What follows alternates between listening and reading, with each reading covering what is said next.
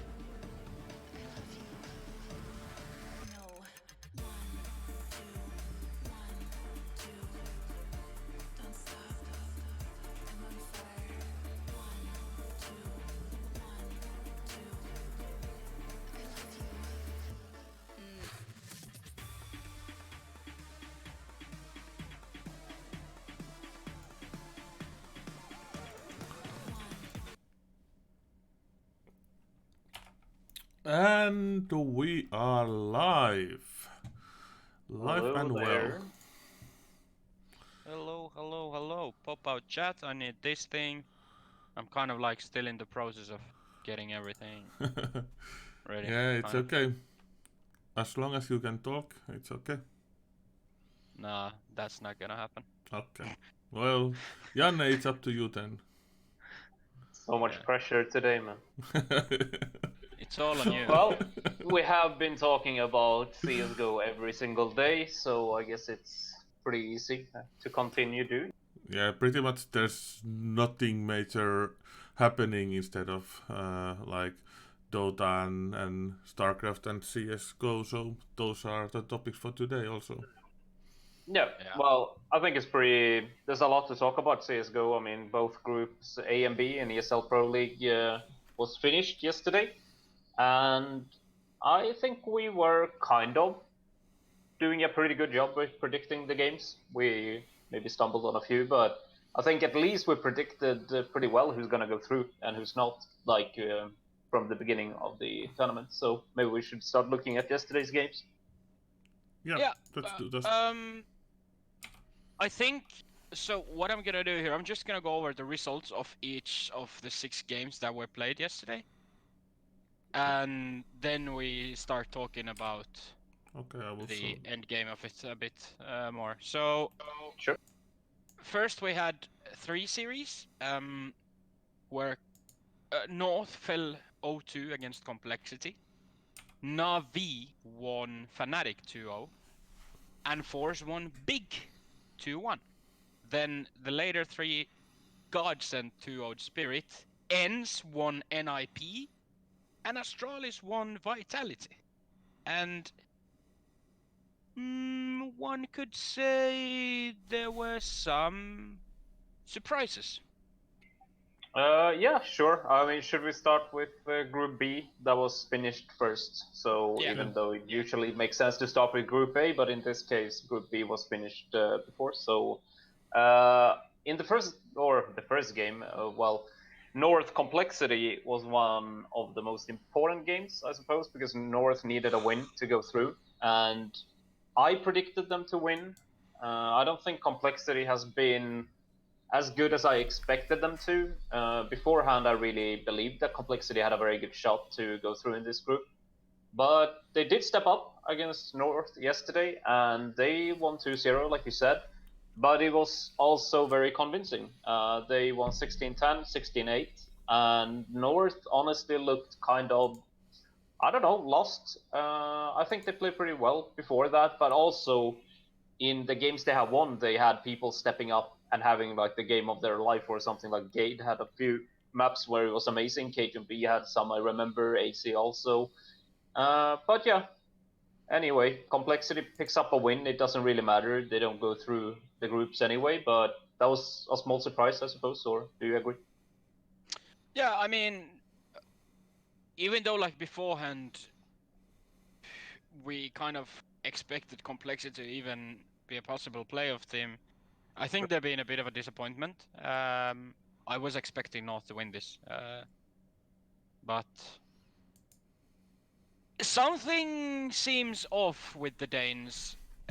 They are really inconsistent, and I think that's their downfall.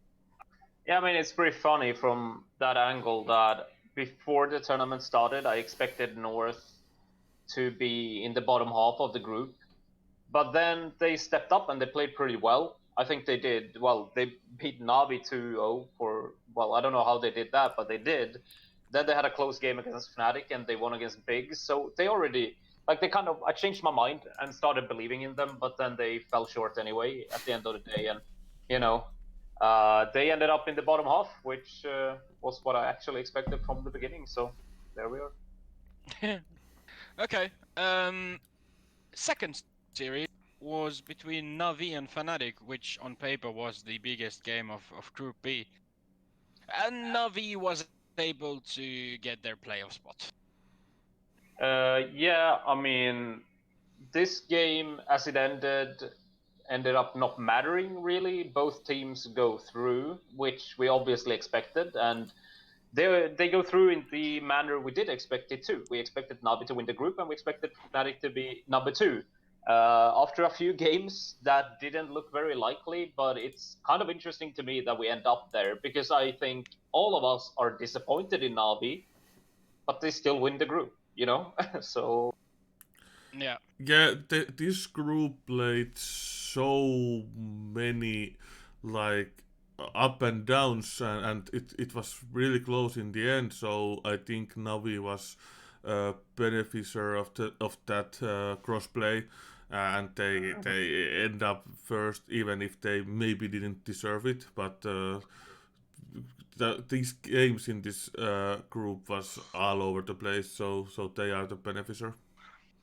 for sure, Yeah. and I think it's interesting that all teams in this group win or lose 2 and 3 games. Like everybody has at least 2 wins, Yeah. and they the At teams who go least through two. have 3. Yeah. You know, it's as close as it can be. Yeah. So honestly, this group, with a few minor changes somewhere, could have been completely upside down. We could have honestly seen a world where the bottom 3 were the ones going through, and the Yeah. top 3 didn't. Like, it was super close, and well, it's interesting enough. We end up with pretty much exactly what we expected. I think Force being number 3 is not, well, we're gonna talk about Force soon, so let me leave it to that. But yeah, how about Big and Force was the last game, so maybe we should have a Yeah. look. Yeah. So Force won 2-1. It was somewhat tight series, 16-11, 16-11, and 16-9. The last map was a bit more of an advantage for Force, but overall, in my eyes, Force is one of the biggest positive surprises. I mean, we estimated them to have a fighting chance in the tournament, but Oh, sure. um, they played better than I expected. I mean, they have the best round difference of the entire group. They are plus 21. Navi, who won the group, is -1, and Fnatic is only +4. That's actually a pretty interesting statistic. I can't talk today, but I do think. Actually, I don't know if this is true, but my feeling is that Force has had kind of always an issue on a few maps, but their own map pick is always really strong, and they are really strong on those maps where they usually close it up pretty easily, and they have like a lot of these 16-10, 16-9 kind of wins. So Force obviously impressed by them, but at the same time, like you said, I think in our YouTube video about this tournament, we mentioned it many times that Navi and Fnatic should be the clear favorites here, but the 4 other teams, it's really up to anybody to take that third spot. And I think that's kind of a situation here too. Force, Complexity, North, and Big are very close to each other, and honestly, anybody could have taken the spot there. But Force has done well. Like, there's nothing more to it. They have done really well, and they deserve it. Also, the 2 games they lost are to Fnatic and Navi, and both of them are 2-1 losses, which is really good. Yeah, and even if Teemu doesn't really believe what I'm going to say next, is that Force is the team that has been grinding online tournaments, because they haven't been really invited to offline stuff lately. So they are the team that are used to this environment of playing online. So it has to be having some kind of effect here. Yeah, it's not irrelevant, obviously. So that's a good point. And yeah, impressed by Force, and I really Yeah, think they can do a definitely. lot of damage moving forward. They can probably, they have a fighting chance against anybody, I'll say. Yeah, and I I don't disagree with that actually. It is definitely an aspect that has some sort of like how big the effect is. It's really hard to determine. At the end of the day, even though the T1 players who have been playing pretty much only LAN for the last 2 years, they still play online too. Like Yeah, of course, of course. not official probably, but they still do play online, so they know how it is to play with a ping. But yes, I think Force has small advantage from that. Um, But like Simple tweeted, for example, after the first two series, is that they had no ping issues whatsoever. They're just piece of shit. So yeah.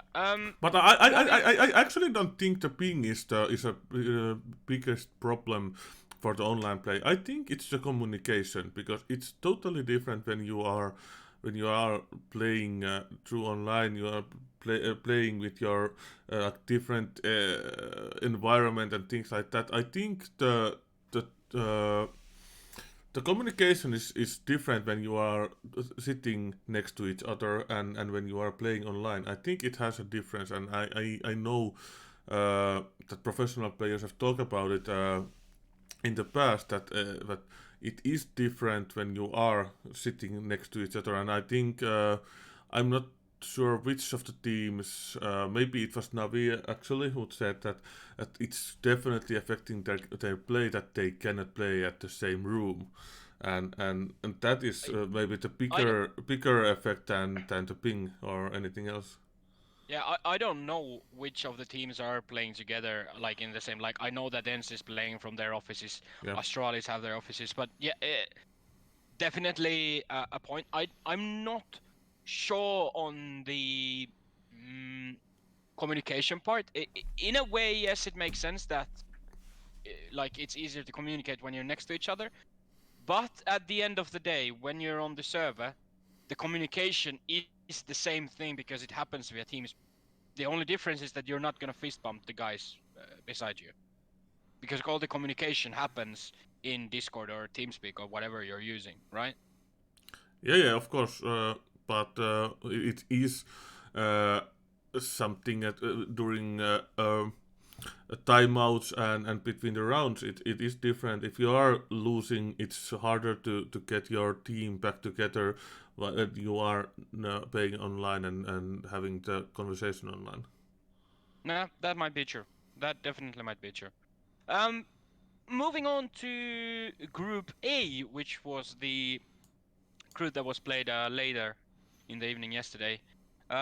Starting with Godsend versus Spirit, where the Swedes 2-0'd the Russians, or well, Swedish organization, but European lineup. Giving Michael Lele a lot of credit here.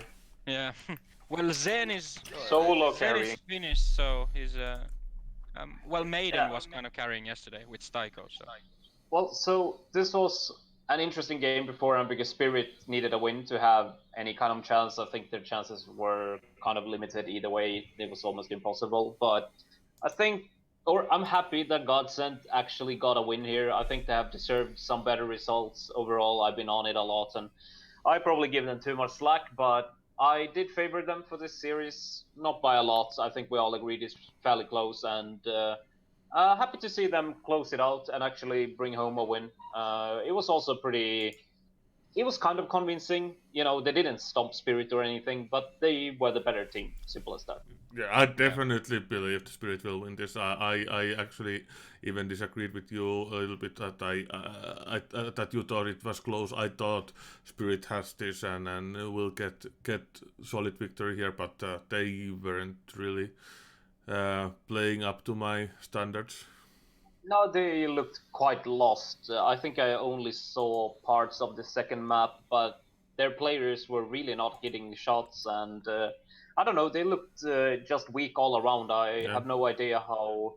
They actually looked pretty good earlier in a few other series, so this was pretty disappointing. Also, to mention, they played Astralis before this game, and they also looked very weak there. They got completely stomped by Astralis, and well, it's a bad ending for Spirit when they actually had a fighting chance to make it to the playoffs. So, hey, okay, I'm still happy that Godsend won.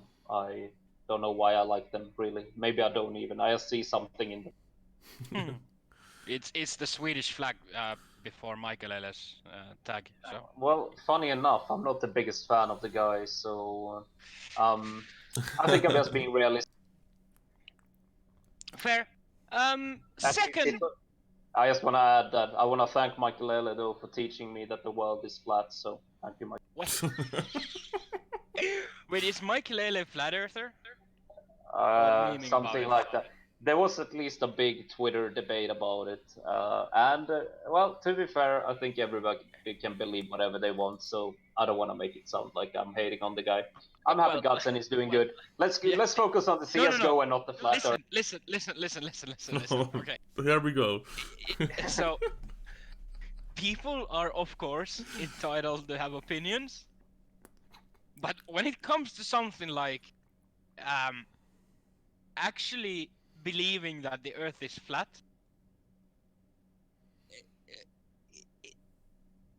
people who believe that, sometimes it could be better that they don't have an opinion. All right, all right. All right, we wanna get this podcast in the news. It seems. No, but honestly, I mean, there are a lot of like, when it comes to religion, all this kind of, you can have as many fucking imaginary friends as you want. I don't give a shit. But when it comes to kind of like facts, such as like Earth is a round ball, like, you can see it from space, for fuck's sake. Like, we have pictures of it. Yeah, but that's How- NASA faking. You know. Yeah. Have you heard Yeah. of We have video of moon landing also. Yeah, from the studio in California. Yeah. So there's the evidence. the moon landing thing is a different debate. If you want, that? I don't know if it's different debate or not. no, Well, of course it's different debate. It's funny though. No. Let me You ask can't you. compare moon landing and flat Earth. Like, you can't compare these two things as if they're equal when it comes to debates. Yeah, I'm comparing the pictures taken from space and moon landing to each other, not flat Earth. Okay. So Janne, yes, you were saying? You do know that Finland is not a real country and it doesn't exist, right? Mathematically speaking, Finns don't exist. That's true, because the nation is too small. So in the eyes of math, we are completely irrelevant. So mathematically, it is possible that Finland doesn't exist. I know that. I even have a picture that proves it. You have a. Okay, we need to show this in the stream. I want to see it too. Can you Yeah. link it somewhere? Yeah, link it to yeah. Discord, please. Yeah, I had some issues. Oh, okay, it doesn't open like that either. What the fuck? I think Yeah. you can download it and open it or something. Oh yeah, I downloaded and I opened it. It's very small. Yeah. Yeah, but I mean, it's the only real picture, and the government is trying to hide it. So that's why the quality has gone down a bit. Okay. Oh okay. no shit. Oh, sorry. Okay. but, Okay. yeah. I let's see how I can show this. But- Why? Okay, so here's the question: why would Sweden expand from Lapland, and why wouldn't it just be water Yeah. then? Now it's on the stream. Okay, I have so Let me many see here. questions now. Well, I don't know why it is like that, but it's still the truth. So, I mean, prove me wrong. I'm not streaming right now.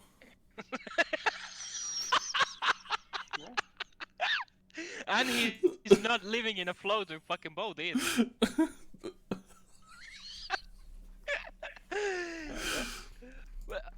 But I've been actually, you know that I have the big scar on my right leg, right? Yeah. Yeah. So I've been thinking of tattooing like the Nordic countries in there, and the crater would be Sweden. Because it actually fits it perfectly. So I could tattoo like the Nordic countries, so just Sweden doesn't exist. I could actually do it. I think it would be fantastic. Yeah, sounds good. It's like the New World Order or whatever. Alright, enough of this bullshit. Back to ESL Pro League and NIP versus ENS, and seems like Sweden doesn't have what it takes to beat Finland. Well, they do have what it takes to go to playoffs, though. Oh, You know.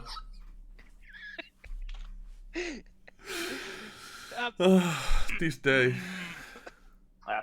Okay, serious mode. So, I think.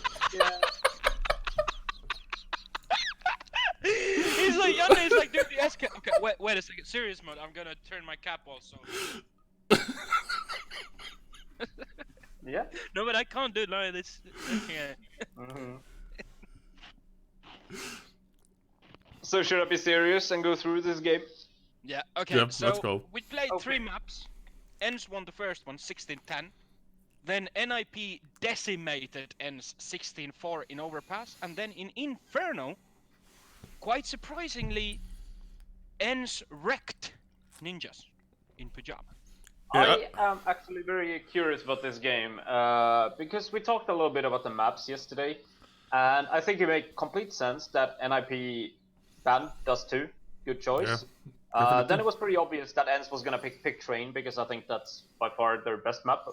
Other than that, then I'm really actually surprised that NIP let it go to Inferno because I like historically it is a bad map for ENS, but they have like that's the one map that they seem to have improved on the most, and they have been really good on it in ESL Pro League. Like it's probably one of their best maps right now, or it's like from nowhere because I thought they sucked on Inferno, and they actually did a few months ago. So I'm surprised that it went to Inferno, and well, that came back to bite NIP pretty hard. But then again, this result doesn't really matter that much because NIP at least goes through, and for ENS the game didn't really mean anything beforehand besides saving some face, I suppose. But then I just want to add also that ENS has been looking much better, which we talked about yesterday as well. And they haven't been able to win games, but at least they get a win now. Maybe they can start working towards something good because at least their game looks better, you know. And one win, maybe they can roll off that or something. Yeah, the Inferno was definitely the best ends I've seen after the Sunny game.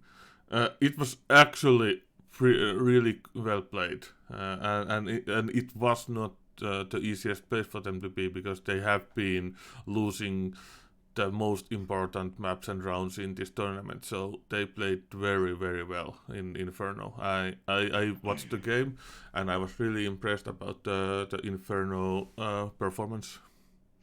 Yeah, no, like one thing to mention here that usually when ENS has kind of started shaking, like now they win Train, and then they lose Overpass 16-4. Like Yeah.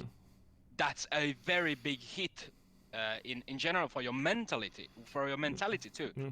And then to be able to kind of pick things up and win 16-8 against a team like NIP, who has been really good lately. So this is definitely promising. Obviously, ENS is. I feel like we shouldn't talk about ENS as much as we do. Obviously, because me and Mika were Finns, Janne is half Finn, so it kind of you feel for them, and I really want to see them do well. And you could say that they ended the tournament in a positive manner, or the league, even though the result is far from what they wanted. But winning the series against NIP is a very positive thing in general, and obviously that means that NIP didn't win the group. It was in their hands, but they didn't want it. They are still through, Yep. obviously. Uh, but yeah, the last series of Group A. I just want to say one more thing about ENS, and I think this series was like it meant 5k for them because they get 5k per win I think in group stage, but more importantly that meant that Monkey is now off their backs. Now they can like focus on the incoming games without the Monkey in the back, that like 9 games losing streak. So I think mentally this is very important win for them because now they can start their next tournament with a clean sheet. Yeah. Last thing about ENS, I am looking at the HLTV comments on the series, someone asked, when was the last time that ENS actually won a match? And someone replied, I don't remember such hard questions. So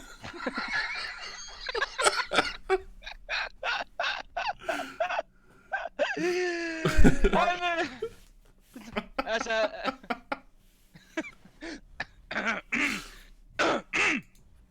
last series of the day was between Astralis and Vitality, and Can if I I add one remember, thing yeah, about ends? yeah, Just we talked too much about them, but you know, we are starting to give them some kind of credit that they are getting better. But I still just want to remind you of, you know, 2 times in Ice Challenge and then DreamHack Open Anaheim, they ended last, and they end last here too. You know, that's the reality Yeah. still. Yeah, They yeah, are yeah. looking better. I give them that for sure, but it's insane that they have ended last 3 tournaments in a row, and the competition isn't even world class. yeah, true. Yeah, yeah, So, correct. but let's move on. So yeah, Astralis and Vitality. Astralis won 2-1. If I remember correctly, both of you said something along the lines that Astralis will 2-0 this, no problem. Nope, not true. I Yeah. know that you No? believe so, but I I did said say I that. think I did say that. Okay. no, no, no, no, Okay. no, no.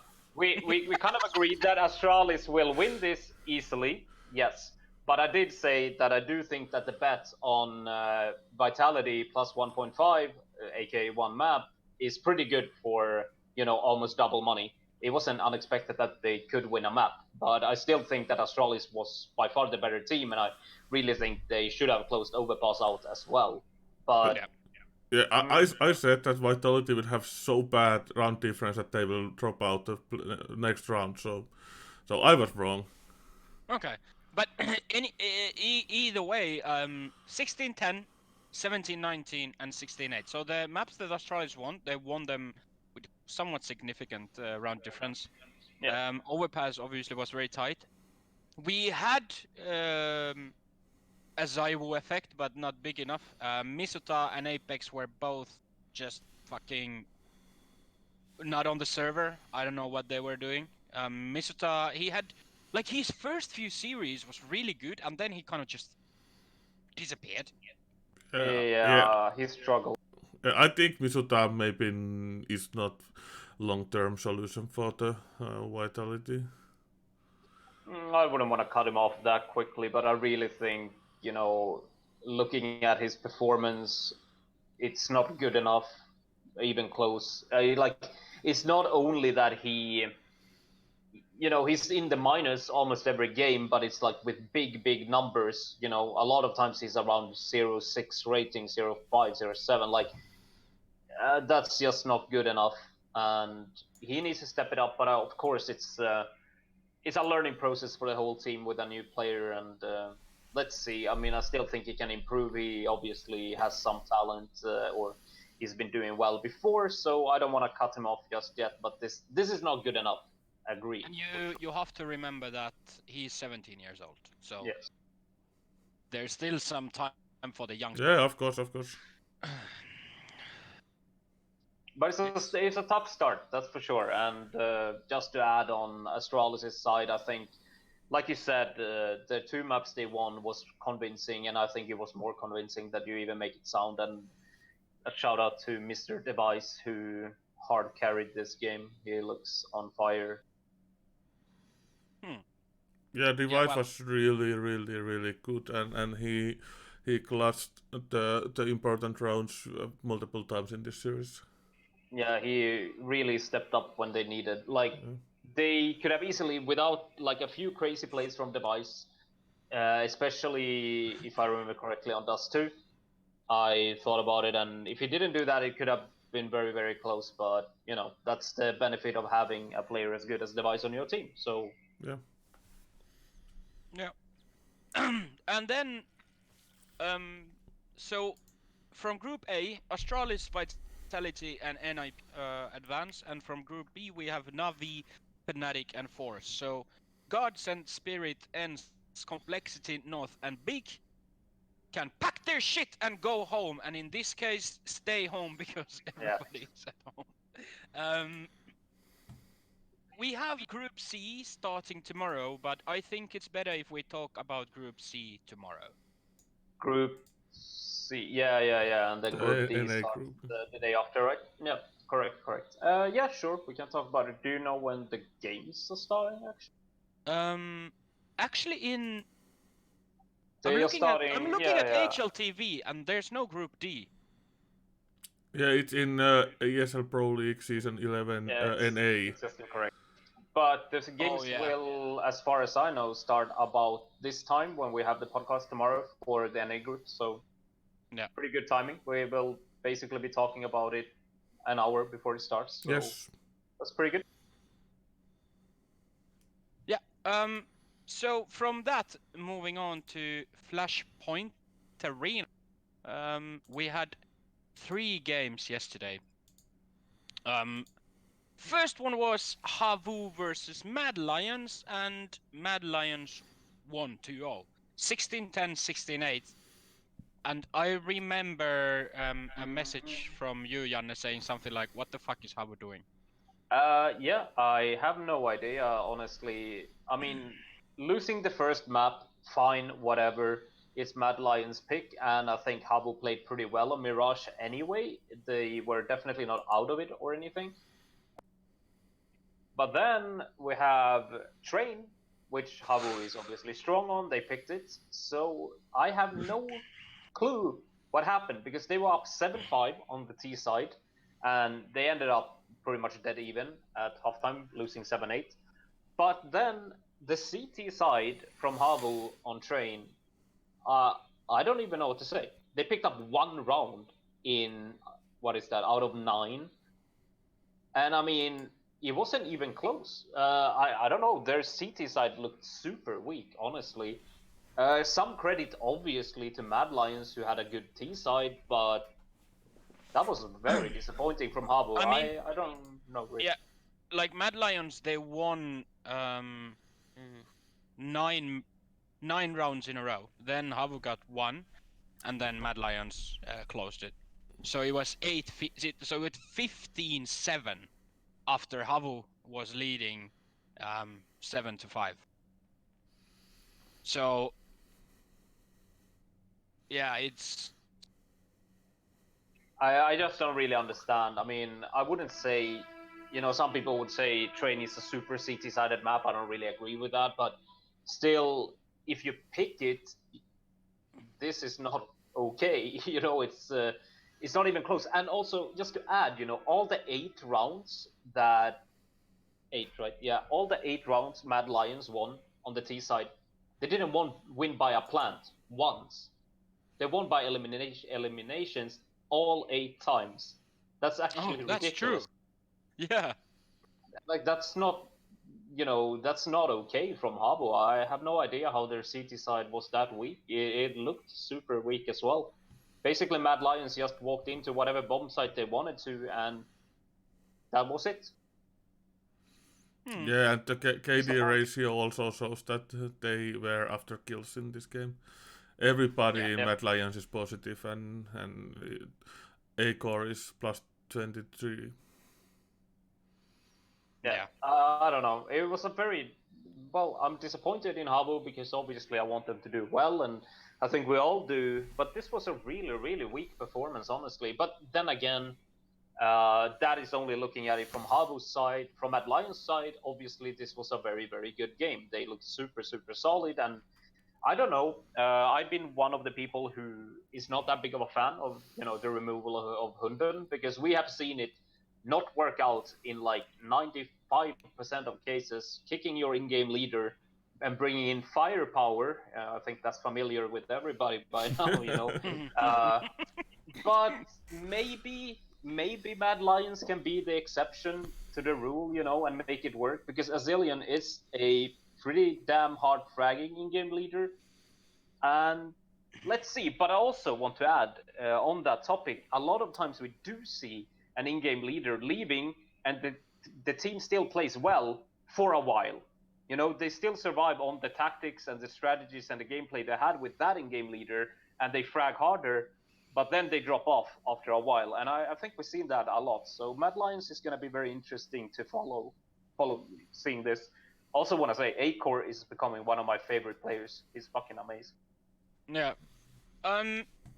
Moving on to the second Flashpoint series of the day, of yesterday, which was between Cloud9 and Augless, and as expected, Cloud9 won it, but it was a bit too tight, one could say. Yep. So- Definitely. I mean, like I said yesterday, I expected Cloud9 to win this, even fairly easily, but this was super, super close. Yeah. Didn't expect that, but Orgless, all the credit in the world to them. I mean, I saw some of their games. It must have been like a couple of weeks ago or a week ago, and I didn't think they looked good at all. But then they managed to win against Dignitas, and they had a win against FunPlus Phoenix as well. And then they had this game, and they actually do look pretty damn good. All the credit to them. They could have easily, brought this one home too. But I still believe Cloud9 is the stronger team. But Orgless are looking pretty good actually. Mika, anything to add? Not really. I didn't get to see the game. I was watching EPL at the same time, so watching the statistics, it was a really close one, and I actually thought that Cloud9 would stomp this, and that's the reason I didn't watch the game. But maybe it was worth the watch. Yeah, I mean, 16-11, 12-16, Yeah. and 16-14, so it was 3 quite tight maps.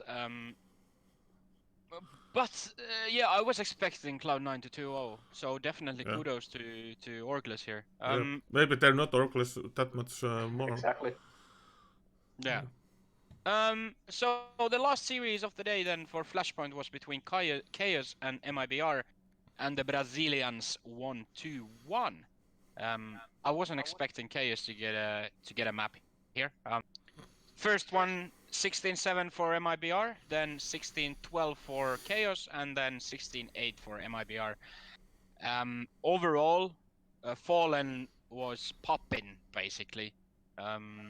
Plus 19. Fair with 1.3 rating. Steel under 1 as per usual. Why do you hate Steel so much? What's going on with that actually? I don't know. Because It's- I know nothing about the guy really. I just know that you keep on hating on him. He is a good player, but But But yeah. I used to watch his streams quite a lot because it's really entertaining to watch him raid. And I think that's the reason why he has not been able to kind of find his home and grind to the top. Obviously, first of all, he's been banned for being a fucking idiot. Secondly, the way he screams at people, I don't know the person, but judging from what I've seen, I would never want to play with him. Yep. Because I think when you look at the teams that he's playing in, it kind of also tells you that a lot of people don't want to play with him either. Because there's no doubt about his talents and skill level. He is fantastic Counter-Strike player. He can be in tier 1. But when you have a personality of a 5-year-old who didn't get a candy from the supermarket, you can't play on the top level, and that shows. And I honestly think that any team could do better without Steel because of the personality it seems that he has. I've never seen anyone go so fucking apeshit during streams because someone misses a flashbang. The way he yells at people is like, what fuck? And that's why it's kind of like, I don't like watching people lose, but every time when Steel isn't doing well and I remember him ranting endlessly on stream, it makes me smile a bit. It's kind of like karma. Yeah, but maybe his personality is creating chaos. I'm just... no, but alright. I mean that's. Oh, there was a joke in there. Sorry, I was watching something else. I got it. Perfect. Oh my lord. Thanks for the explanation, Temu. Ei vittu. Yeah. So I had no idea about his personality. I don't know. I never watched his stream, and I know nothing about the guy really. Of course, I've seen him, but in the scene. But anyway, that is fair enough. But let's go to the game. So I was expecting MIBR to win this easily. They look way better now than they did just a few weeks back. And well, I think this was a pretty easy win. I am also surprised that they actually lost Inferno, even though it wasn't even their map pick. But I thought this was going to be a 2-0. But at the end of the day, it was an easy win for MIBR. And I don't know, I'm pretty excited to see them. They're also going to play in ESL Pro League. So that's going to be fun because they actually do start looking like the team, not like they once were, but at least a step towards it. So. Okay. So that's Flashpoint, I think, or enough of Flashpoint Yeah. for now. Yeah, their new season is starting at the weekend, I think. Yeah. Basically, so yeah, the group stages are played.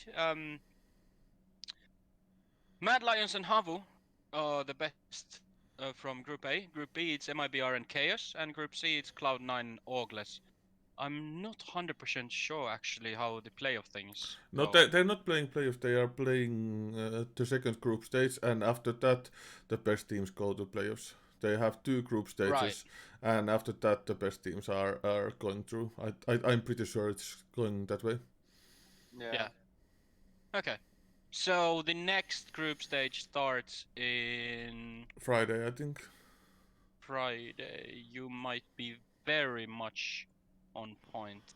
Yes, Friday 27th at 6 p.m. GMT +1. So that's 7 p.m. for Finlando and 5 p.m. for UK, and then rest of the world their respective times. Because every other sport is in pause, so I would like to raise something. You are familiar with the football player, the Brazilian guy, the legend, Yeah. Who? Sorry, I didn't hear. Pele. Yeah, of course. Yeah. So there is this debate going on: who's better, Cristiano Ronaldo or Messi, right? Sure. So Yeah. Pele said in an interview, "Forget Ronaldo and Messi, I'm the greatest." And I just think that's fucking amazing. That's pretty funny. And Amazing. speaking of football, characters and legends, I still think Maradona is the biggest fucking legend. He is wearing watch on both of his arms. Like, he has a watch on both of his hands. Sometimes 2. Just because, why the fuck not? He's a special puppy, all right. I do like when he was there was like one World Cup, I can't even remember which one it was now. It was like running around in the stadium, screaming "put" at people, and I don't know, it was a good time. Yeah, Yeah, fantastic character. yeah, I've been following the Ronaldinho story right now. He's in jail because he went over the border with a fake passport in the border that he didn't even need to show the passport. Nice. And yeah, I read about it in court. The judge asked like, why would you do that? And Ronaldinho's attorney said, my client is a bit stupid. Yep. That's fucking awesome, actually. And like the best thing is that you see these videos and images from the prison. It's the prison guards are just everybody taking selfies with him. Yeah. So he's like on a holiday in prison playing football with the other prisoners. Yeah, they're having a football tournament or futsal tournament in there, and the rules are that Ronaldinho can score a goal. He can play, but he cannot score. That's pretty cool. But it's not like his team will win anyway, Yeah, because yeah. his passing game is just. But like like what's the craziest thing? Why would you do that? Well, my client is a bit stupid. Yeah. What the fuck is that? Like, every single person, especially in Latin America, knows who you are. If you are Ronaldinho, there's not a single person who haven't heard who you are. So why the fuck do you go to another country with a fake passport? In no universe does it make any sense. Yeah, Guess so. and it seems he wasn't even going to do anything illegal. He just is He just stupid. crossed the Yeah, border. yeah, with no reason. It's not like he's gonna do any actual jail time. I mean, Yeah. he's gonna be out of there within weeks. Yeah. Someone's gonna buy it. Like, he's in what, Paraguay? Yeah, Paraguay. Yeah. Um, Paraguay, Uruguay, Argentina, all these countries are practically run by the football hooligans because the no, I Yeah, actually yeah, watched I a know. documentary about. So in Argentina, you have River Plate and Boca Juniors, the biggest rivalry, and the support clubs of these teams are so big, and the club and the like fan club presidents are like the next from God. So they are running the country because they have such a big following that if they say everybody vote for this guy in the elections, this person who they vote for becomes president. End of story. That's it. So you it's for us it's really hard to understand because nothing like that happens in Europe. Even you can't like there are influence, of course. Well, in a country something like Serbia, it might happen because they're fucking crazy. Not all of them, like all kudos to Serbians, but the Serbian football fans are crazy. That's that's just how it is.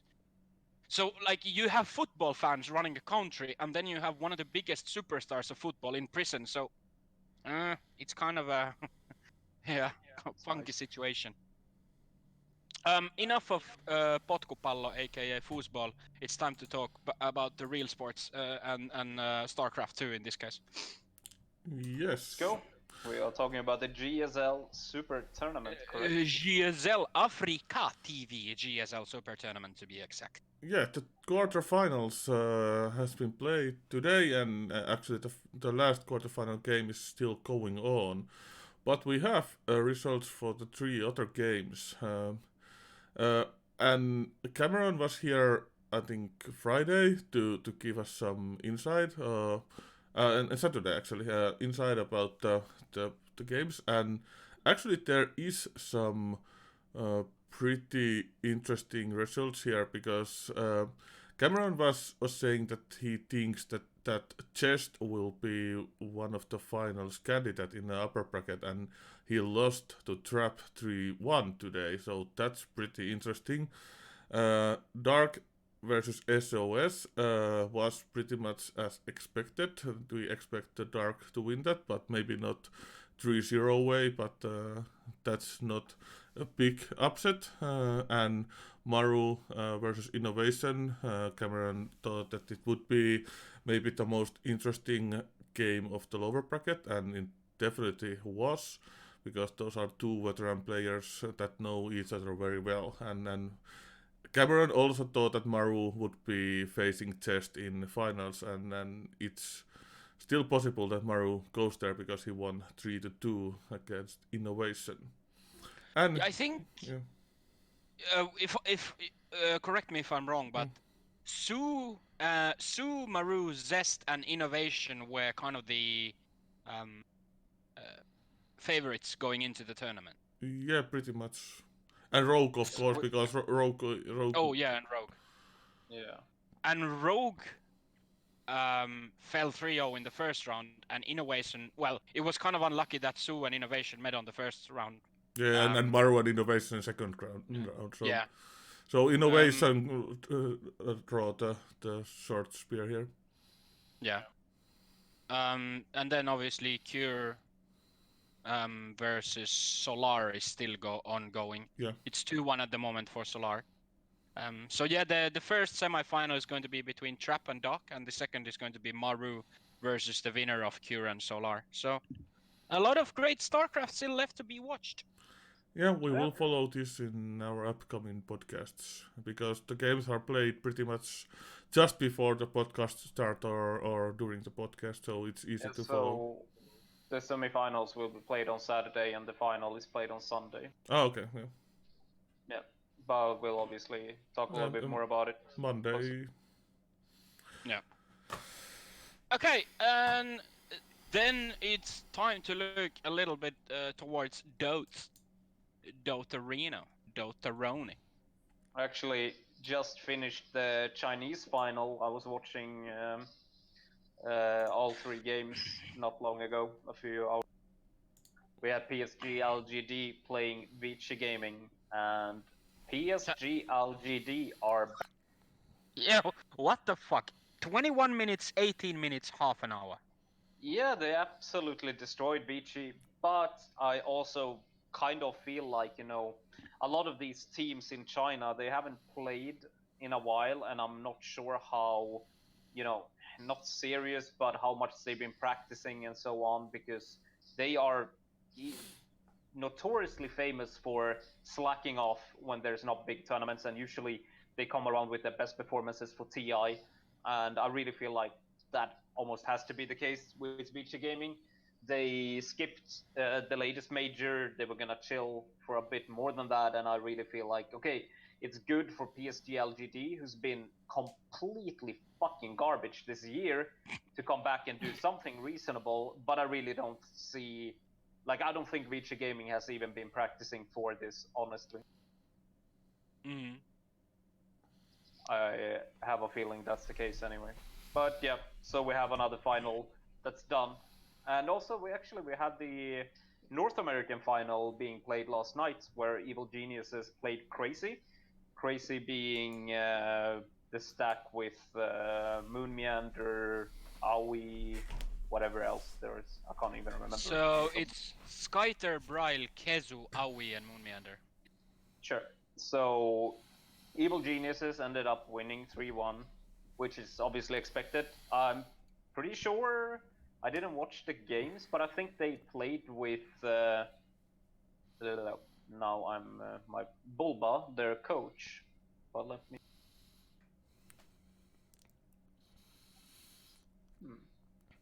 I'm pretty sure they did, but They yeah, did they what? did play with Bulba. Yeah.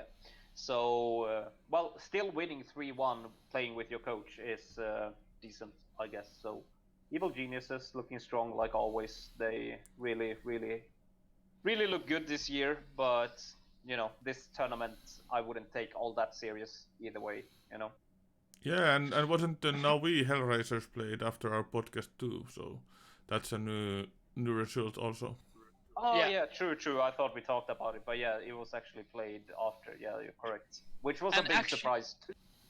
yeah, and a good thing about it is that it was casted by OD Pixel and S4. Gustav Magnusson. Yes. Long live Alliance. So actually, in 2.5 hours, we'll have a pretty big series between Team Liquid and Team Enigma. So we have the old Liquid going against the 2.0 Liquid going against Yeah. I don't know what, but so even though this is kind of like a fun tourney or whatnot, Nigma has been kind of shit earlier, so Now I I'm lagging can. like crazy. Okay, so anyway, I'm actually expecting, even though this is a fun tournament, I think this is gonna be a great fucking series. I mean, Nigma they need to get back like their back on their form, and it's not like Liquid has been super amazing lately either. So I think we might have really, really good Dota in front of us, and it's best of 5, so even better. Can you hear me? Yes, Yes. we can. Okay, because I'm lagging again because of this amazing phone internet I'm on. Anyway, I kind of disagree with you, actually. I think Nigma, as much as we have been giving them shit because they did perform pretty badly before, they have been doing fucking great. They won Tug of War against Secret in the finals. They won against Secret in this tournament in the semi-final, and I believe Nigma should be a big favorite against Liquid today. I don't think Liquid has been. It's actually Liquid in my eyes who's been underperforming lately, and their win against OG, like we predicted in the semifinal, is not really worth much because OG played with two stand-ins, and that doesn't count for much in my eyes. I think Nigma are a massive favorite here. I think they're looking actually good. They changed really quickly from being bad to being the old Nigma. So Yeah, I actually I didn't remember. I forgot that Nigma won the Tug of War Madman. yeah, But that yeah, was a good performance by them. yeah. And like they won against Secret in the final. Obviously, Liquid once. I mean, Nigma 2-0'd Secret in here too. So Nigma is definitely a favorite, but I didn't mean it in the sense that I want to trash them, but in the sense that we might actually see a very good competitive best of 5 here. Oh Even no, though for it's a sure. fun tournament, so like that was what I was aiming for here. I didn't want to just trash the teams. I wanted to I Yeah, wanted to mean that Yeah, not because these both of these teams. teams want results. It's not like OG playing with 2 stand-ins and picking a fucking meepo if they care. So that's what I kind of meant here. And another thing that I actually missed completely, but Anna was standing for TNC Predator. yes, boy. I was watching both games, but it didn't end Anna. too well. So Yeah, I want Anna back to Dotes. What happened? Like, do you think Anna would want to come back? And if so, what happened?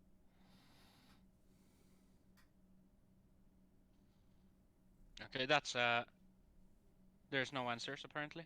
Yeah, I think Jan is lacking. I am lagging. I just saw your message in Discord. Fair. Yeah, I'm But just so tired because if I use the internet at home, it's fucking terrible. If I use the mobile one, it's not even better. So We should make some kind of like book about Janne's Discord messages because these are yeah, fucking hilarious. yeah, the funny thing is, I very rarely get like annoyed and upset in life, but I can't handle internet issues. It's so annoying. yeah, I do understand, and it's well, everything we do is kind of internet based, so Yeah. you kind of need a proper Yeah. connection. But it might be because of the really, really, really heavy winds that might affect it. So keep that in mind. Probably. But yeah, so you probably missed my question. The question was that because we've seen that Anna is playing Dota again, so he's over his break on whatever he's been doing. Some people in Reddit predicted he's been working in McDonald's just to kill time. So who knows if that's true? Um, but in a scenario where Anna wants to come back, what do you think will happen? I mean, is there still a spot for Anna in OG? No, there is not. But I really think a lot of the SCA teams, like TNC Predator, could use him. I don't think that's far-fetched at all. I think TNC, we have Adroit being pretty good, we have Reality Rift being an outsider, and we have Fnatic. I think he could go in and take a spot in any of those teams, to be honest. Then the question is if those teams want to change things up. And I do think that maybe all of them besides Fnatic. I don't see why Fnatic would make any changes. I think they are looking really good, especially they won Summit last time, and they also, in my books, will do well. It's very interesting. I think maybe some NA team could pick him up, but those teams aren't exactly world class. Yeah, I don't know. I don't want Anna to go to NA. Yeah, I mean, he's obviously not going to go to EG, so the options are kind of limited.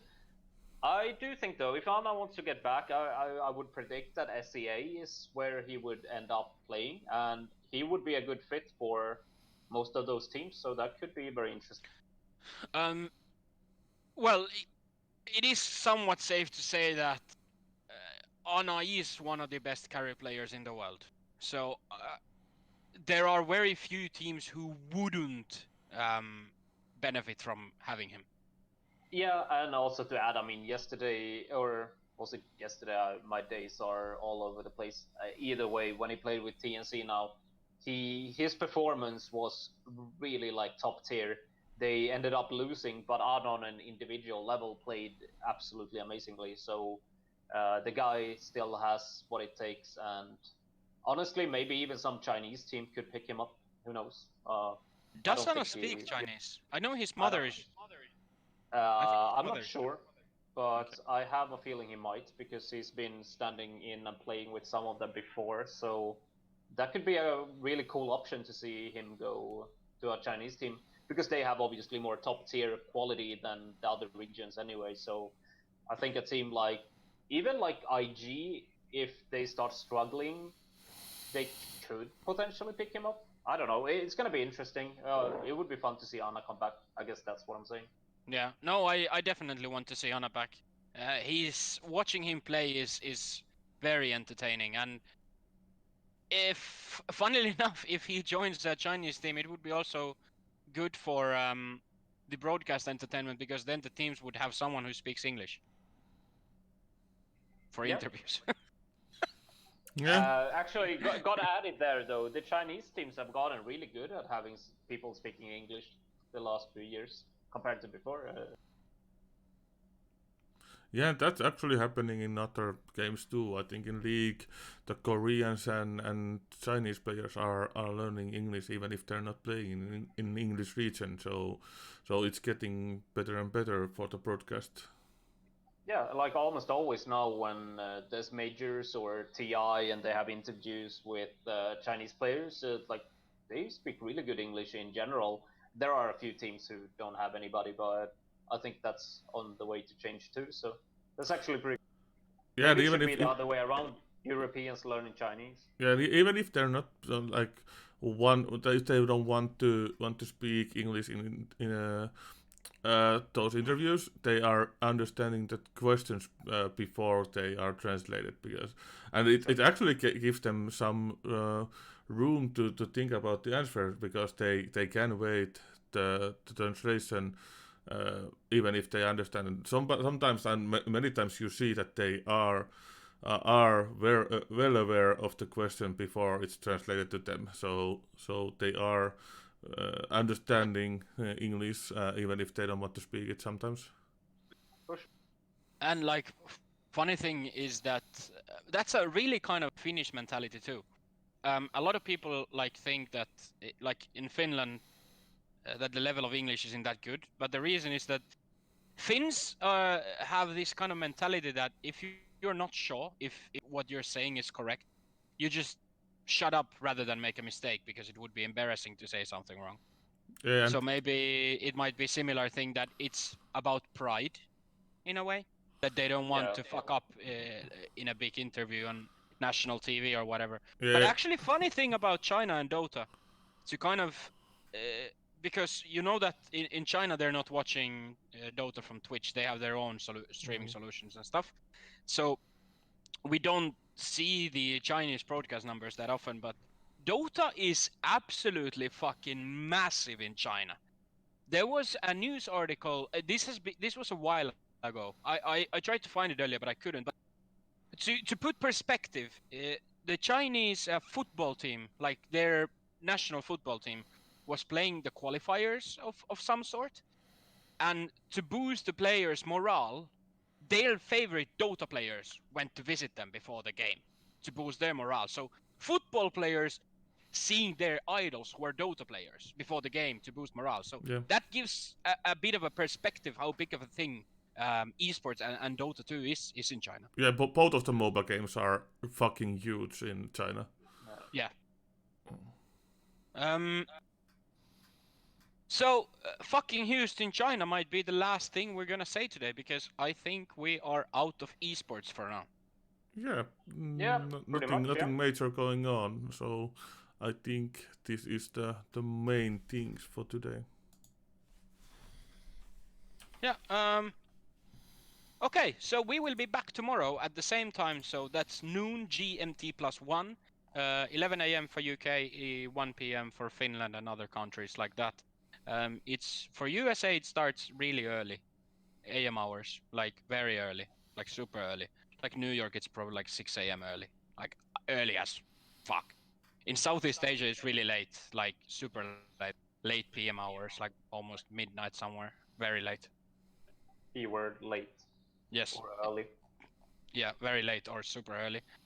Either way, it's time for us to be very productive. So that means we're gonna end this broadcast for now. It's been a pleasure as always, and we'll continue this on tomorrow. Yep. Definitely. See you See you tomorrow. tomorrow. Thank you. Goodbye.